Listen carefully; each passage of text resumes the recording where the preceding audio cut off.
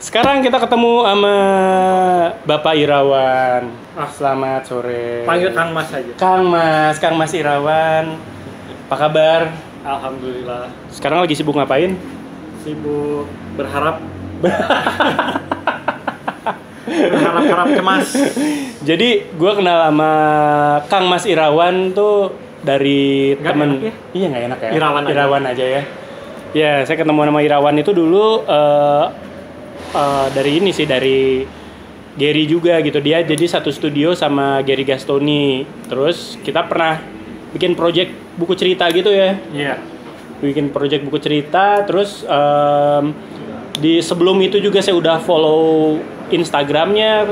Memang banyak bikin karya-karya ilustrasi yang berbasis ink juga ya. Iya. Wan ya. Itu gimana Wan ceritanya sampai bisa terjun ke dunia ini gitu kan? Sebelumnya kalau nggak salah arsitek ya? Iya. Nah itu gimana Wan? Karena bosan. Oh bosan. Pengen nyoba yang lain. Terus kebenaran ketemu sama Gary. Saya terus ya nyoba-nyoba aja gitu, dan kebenaran juga sempat-sempatnya aja lah gitu. Jadi misalnya ada kerjaan di arsitektur jalan, ada kerjaan di ilustrasi jalan, tapi ilustrasi emang hobi gambar, pengen gambar, kebenaran bisa dapat duit gitu. Oh oke. Coba. Oke. Terus menurut lu gimana nih Wan si Pigma Micron ini? Kalau dari mungkin yang penting mah ini ya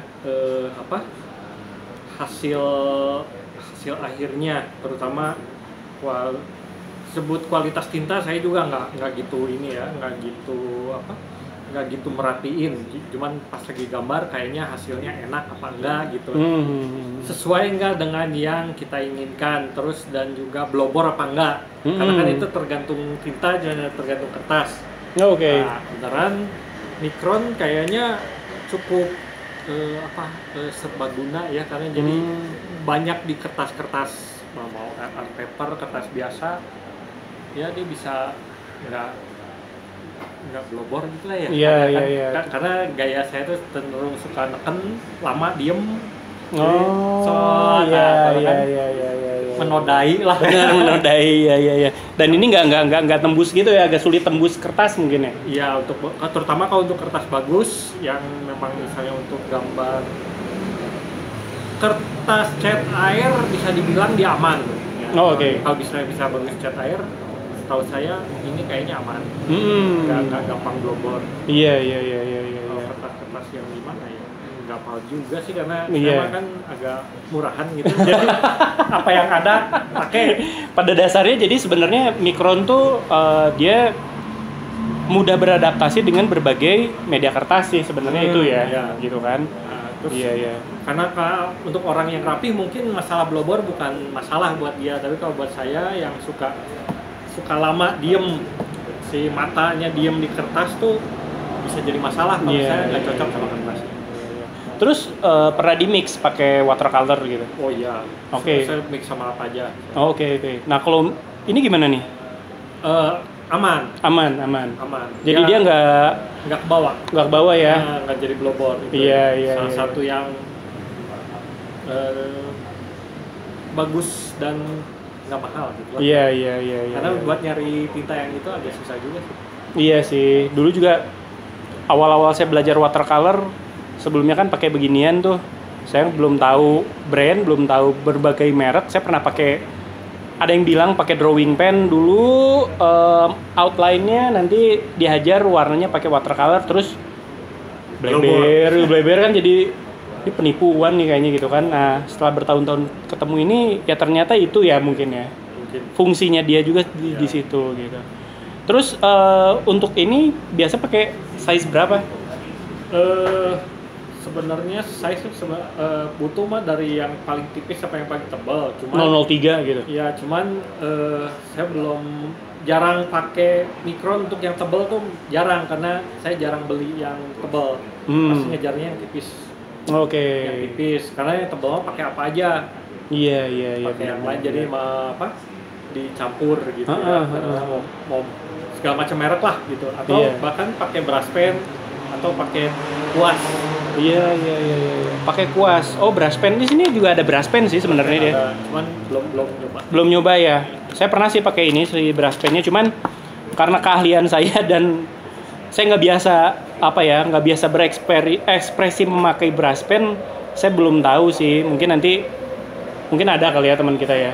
Ada. Emang biasa pakai beginian gitu. Nanti Cuman kita coba yang ngobrol. saya coba sekilas ini dia masuk agak kaku dan pendek ininya. Jadi kontrol untuk tipisnya itu kadang-kadang suka lesot. Jadi pengen tipis jadi terlalu tebal. Oh gitu. Ini ya sekilas Seperti itu. Ya. Tapi kalau pengalaman tuh saya dulu pernah pakai brush pen merek yang lain. Nah kendalanya itu begitu saya udah pakai gambar di atas 3 kali, dianya jadi ini ujungnya iya betul melebar jadi bercabang gitu kan.